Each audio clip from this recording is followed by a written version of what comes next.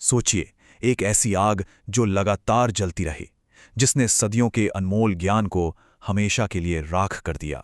पूरे 90 दिनों तक इस भयंकर आग ने एक महान सभ्यता की शानदार वैज्ञानिक उपलब्धियों को मिटाकर रख दिया। वहां सिर्फ पन्ने नहीं जल रहे थे, आर्यभट्ट का शून्य, शुरुआती रसायन और पूरा शल्य विज्ञान खाक हो रहा था। चलिए 700 साल पीछे चलते हैं।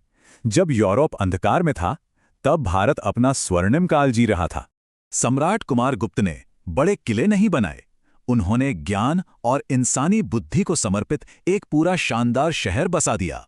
चीन, कोरिया और तुर्की से हजारों मील की कठिन यात्रा करके 10,000 छात्र यहां ज्ञान लेने आते थे। दुनिया के इस पहले पूरी तरह से रेजिडेंशियल विश्वविद्यालय में उनके साथ 2,000 बेहतरीन शिक्षक भी रहते थे। सोचिए, हर 5 छात्रों पर एक शिक्षक। आज के समय में भी ऐसा कमाल का फोकस कहीं नहीं मिलता। यहां एडमिशन बेहद कठिन था। अंदर जाने के लिए एक विद्वान द्वारपाल को दार्शनिक बहस में हराना पड़ता था।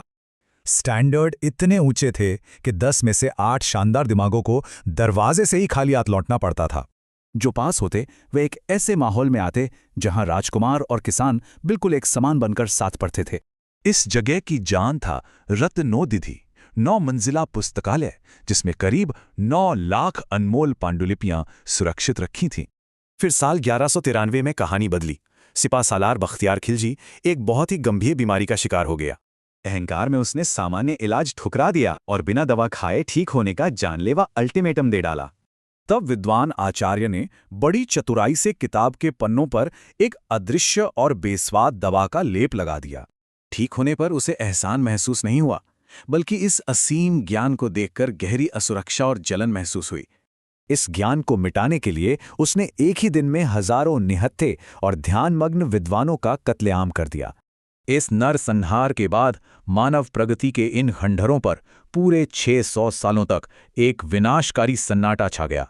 फिर अलेक्जेंडर कनिंघम ने प्राचीन चीनी डायरियों की मदद से इन विशाल खंडहरों को दुनिया के सामने खोज निकाला। खुदाई में मिले 800 साल पुराने जले चावलों ने उस भयानक रात के दुखद सच को प्रमाणित कर दिया। साल 2006 में डॉक्टर कलाम ने इस महान ज्ञान केंद्र को फिर से बनाने का ऐतिहासिक प्रस्ताव रखा।